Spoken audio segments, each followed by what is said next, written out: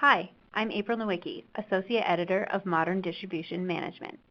Welcome to this month's episode of Executive Briefing. In this episode, I speak with Karan Girotra, Professor of Technology and Operations Management at the International Business School, INSEAD. Girotra recently co-wrote a book called The Risk-Driven Business Model. Girotra explains how he had heard many company executives and owners talking about business innovation and expressing how they wanted to radically improve their operational systems to reduce inefficiencies and improve business practices. But most of the people he spoke with didn't have structured enough programs in place to achieve these goals. The book lists 4 questions that can help define a company and identify exactly where innovation should take place for the most benefits. In this episode, Girotra explains how those questions can be applied to the distribution industry. I hope you enjoy, and thanks for visiting mdm.com.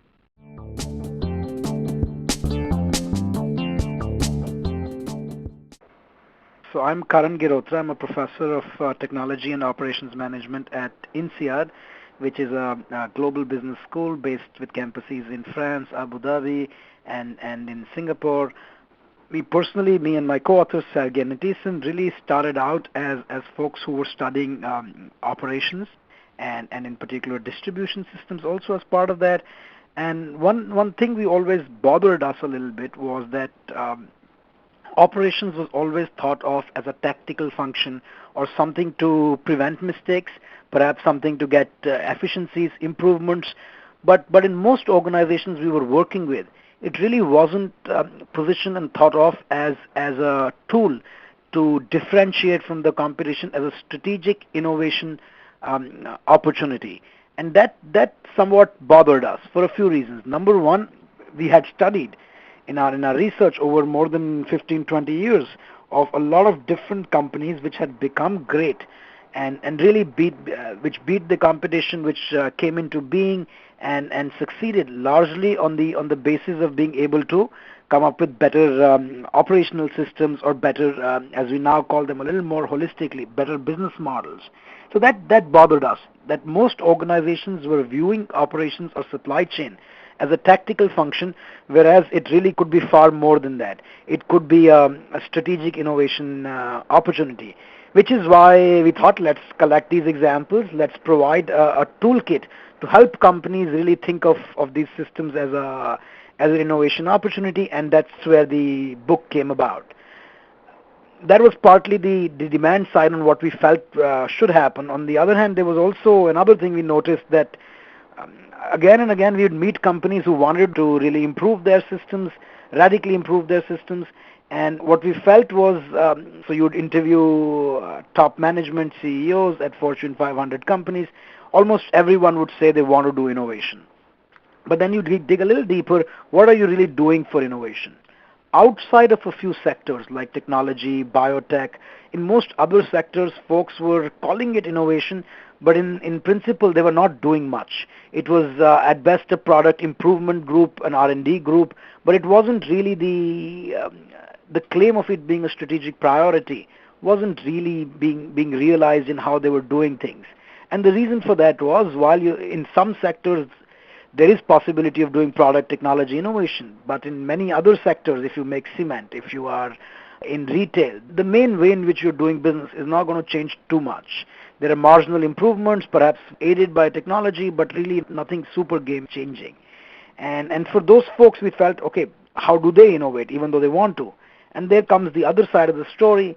For these companies being able to, while not every company is in an industry where there are massive technological changes or improvements, but every company is in an industry where you have a business model, where you have a distribution system, where you have some operational systems. And so if we thought of operational systems as a lever for innovation, this is a game everyone could play. This is an innovation game that each one of us could play. So this book really came about from 2 places. One, the lack of how supply chains were being viewed on in organizations, or the inadequacy of how they were being thought of. And second, really trying to create a template of innovation as a game that everyone could play, not just a few companies in technology and biology and those technology intensive sectors. So for many distributors, risk is something to avoid. And so as a result, they might be a little leery of a risk-driven business model. Can you talk a little bit about how you're using this phrase in the book and why distributors should be considering it? No, that's a great question, because mostly when we hear risk is thought of as a bad thing, something you want to limit, something you want to reduce the consequences of. I think we are viewing risk in a very different way, in two dimensions. Number one, what we call risk is perhaps a slightly broader definition of risk than just bad things happening. And the second way in which we view it differently is we are going to view it as, with this broader definition, it becomes not just something bad, but it becomes a potential opportunity for improvement. Let me explain. The first thing, what do we mean by risk in our book? When we say the risk-driven business model, we really are talking of two kinds of inefficiency which come out of the unknown. Now, what do I mean by that? The first inefficiency that all distribution managers, supply chain managers are very well aware of is information uncertainty. We do not know what the customer will exactly want. We do not know what our suppliers will give us. We don't know what the production yield will be. We don't know what the lead times in a certain step can be. We don't know what the transportation times might be. That kind of information uncertainty exposes us to a risk. Now, that is the first kind of risk we talk about in the book. The second kind of risk also I think most supply chain managers are familiar with is an alignment risk. While you might want to do something as a tier or a particular person in the supply chain, different or other parties might have different incentives and might want to do different things. In particular, your incentives might not be aligned. And that exposes you to a risk of the actions of others. So the first one is risk from the things you don't know about, and this is a risk from the actions that others take and which can affect you. So this is what we call risk. Now, the risk-driven business model is really about looking at these two, identifying these two sources of risk in your distribution system, supply chain, in your business model, using what we call a business model audit, which is more detailed descriptions provided in the book. And with that business model audit, we identify these risks and then we provide a set of templates to really limit the impact of those risks. And by limiting the impact, it doesn't always mean reduce the risks. Sometimes it might be increase the risk a little bit in one dimension, but perhaps be able to manage it better or be able to charge more for it. Let me give an example of what I mean by the risk-driven business model and how it works out. Let's think of the apparel industry, clothing. Now, apparel has always been made for almost 20, 30 years now, has generally been made outside the main developed markets of the world, largely made in Asia, and at least in volume terms, branded apparel is perhaps sold mostly in the developed world. That was the model for a long time, and from a supply chain or a distribution point of view, the goal was always to get the costs low, which meant producing abroad, which meant using cheap methods of shipping things, and so on and so forth. About 20 years back, a company called Zara came and completely changed the game in the apparel industry. And the source of their change is a smart supply chain strategy. They like calling themselves fashion followers, even though they're a fashion company, but supply chain leaders. And at the core, the idea is the following. They abandoned this low-cost methodology and low-cost paradigm of trying to find the way of making your supply chain the lowest cost, but they really try to make it a highly responsive supply chain. The core idea being that rather than producing in Asia, we're going to produce locally. At that time, this was a European company, so we'd produce in Southern Europe, perhaps a little bit North Africa, all places which were within a day or two of the stores. And the next big impact of that was, rather than taking perhaps 6 months from deciding what kind of clothes you want to sell and having them in the stores, this company could reduce the time between designing and selling to perhaps around 2 weeks. A drastic reduction from 6 months to 2 weeks. Now that fundamentally changed their information risk. If you're making decisions 2 weeks before the clothes have to be sold, your exposure to not knowing what the market will want is smaller than if you're making decisions 6 months in advance. Just because we can all predict 2 weeks better than we can predict what will happen in 6 months from now. So that is a risk-driven business model. You've reduced this information risk, and rather than thinking of this risk as just a bad thing, and you're really thinking of it as an opportunity to innovate here. They've improved from every existing apparel retailer on the basis of having a better risk model.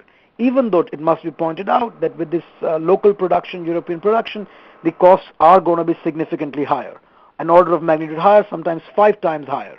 But it is all compensated with the reduction in information risk. And that's a company which, on the basis of a superior supply chain, a superior business model constructed around a better risk model rather than a better cost model, has come to now take over the world in an industry where most people thought there was no opportunity for innovation. Apparel had been the same way for 100 years before Zara. So that's an example of a risk-driven business model and what we really mean by risk in the book. Great, thanks.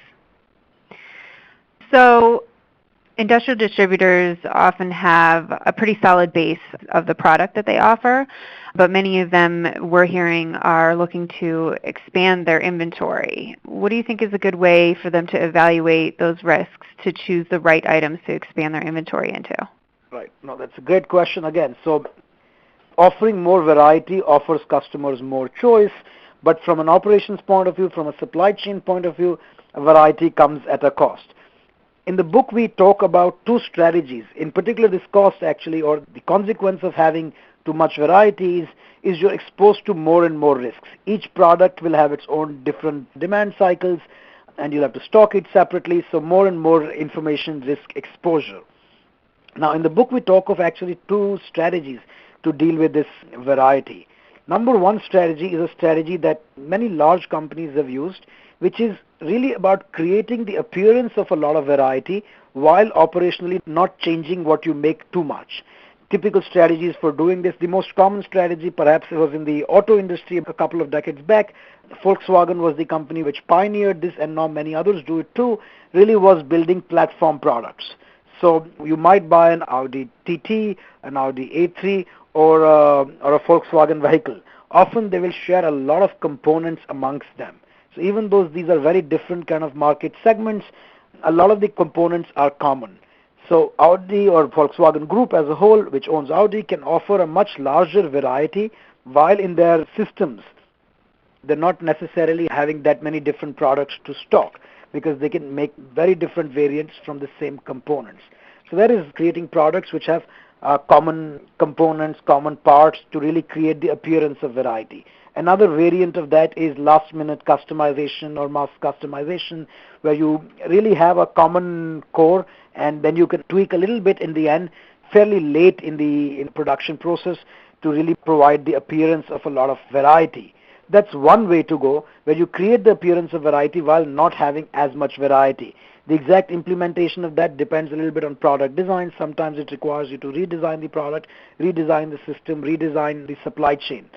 Another variant of that, or another somewhat different sounding strategy, but one that has the same impact, is really trying to become more focused. Now, what do I mean by that?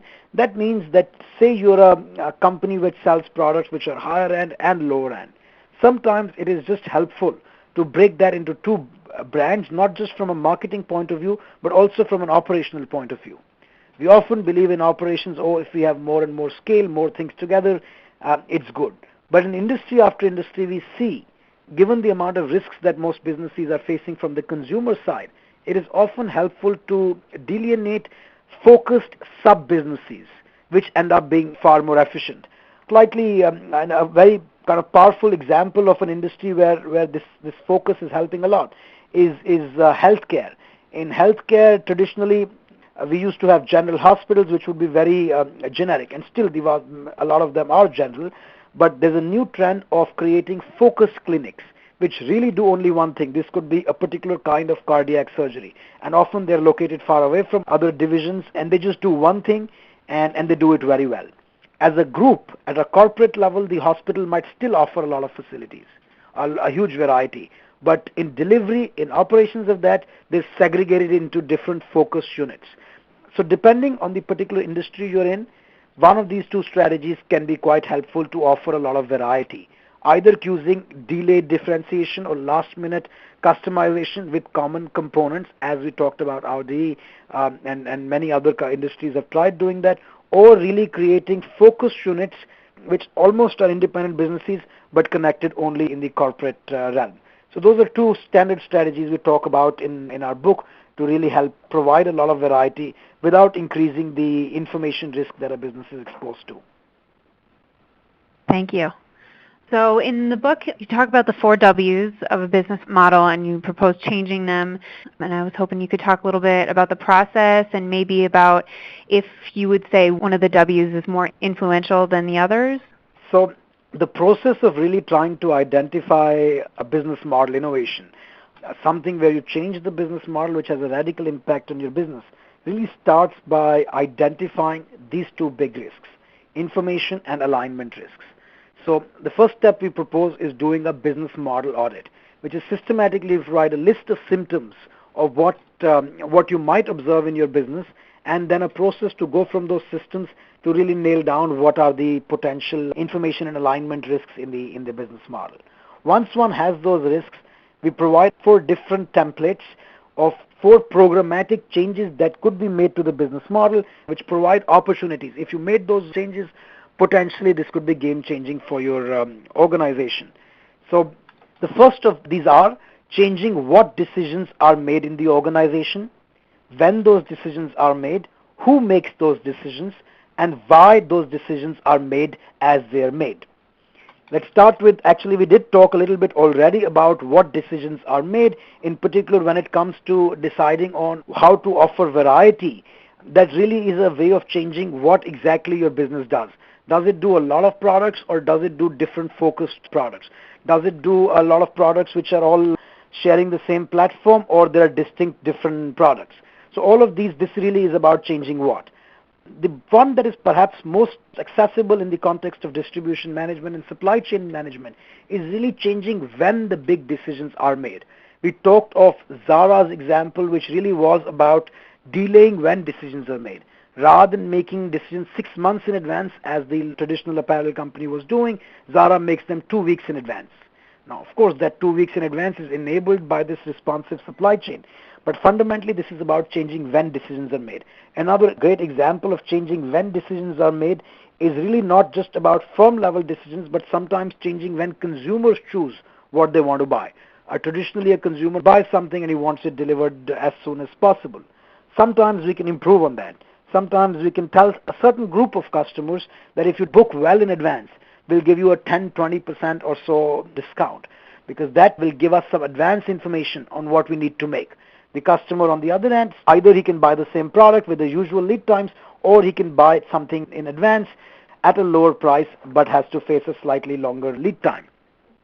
Another variant of this when strategy, which can be quite helpful on a demand management side, can really be the use of customer voting systems. That is, even before you make something, even before you design a product, sometimes before you ship a product, sometimes before you send things to distribution centers, you ask customers to vote on what they want you to do. Do they want you to send X type of product or Y type of product? And by doing that, first I think you need to do 2 things.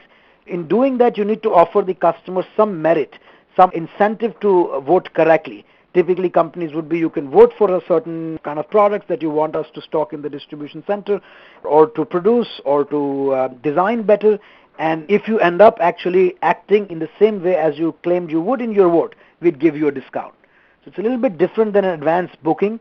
It's a vote which with some incentives to vote correctly, because if you actually act on them, you do get some financial advantage. The more interesting part is, by doing this, you obtain information from the customers on what they want to buy. You obtain this information in advance, and then you can use this information to better manage your supply chain, to better organize your distribution processes. So that's an example of changing when decisions are made. Either you delay them as much as you can, or many times you split a consumer's decision into some advanced decision and then some acting later on that decision.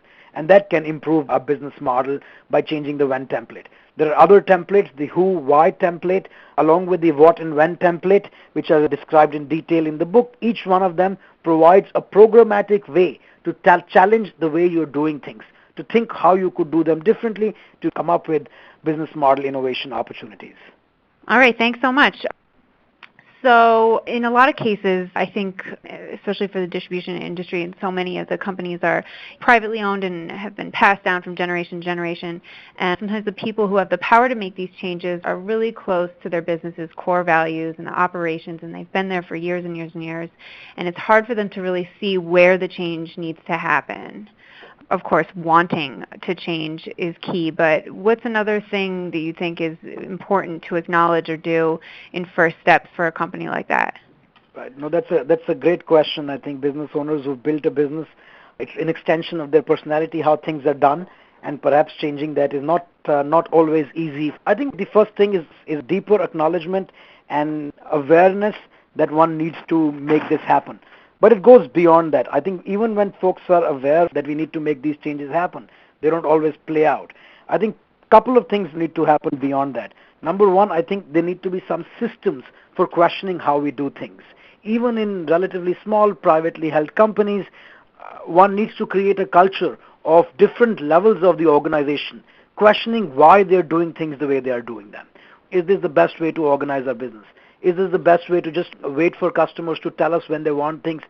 Perhaps we can do better by being proactively offering them discounts if they do it earlier, so on and so forth. So I think what is important to create is a culture of questioning why things are done, and that is the first thing. The second thing which helps a lot is culture is great, but even if we are all motivated and incentivized in thinking about this, sometimes it doesn't play out unless you empower people with the systems, with the tools to make it happen.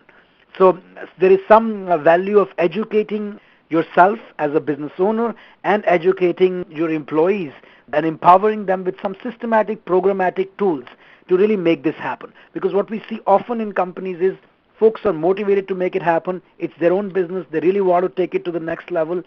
They also have created a very nice culture within their organization. But when it comes to innovation, many times it's too unstructured a task. It is like, okay, we need to do things better, but unless we provide more systematic guidelines, it's very hard. Then it really ends up being, let's just stare out in the blue sky and hope for a great idea to strike us. So I think what is important is systematic structural tools to help people come up with ideas, which is really what part of the motivation of writing the book is, to give a toolkit which almost anyone with some knowledge of the business can apply. It doesn't require any mathematical expertise, any technological expertise. It's a game everyone can play, and really a business model innovation can be realized in more and more organizations. So to summarize, I think two things are needed: the right culture and systems to make it happen.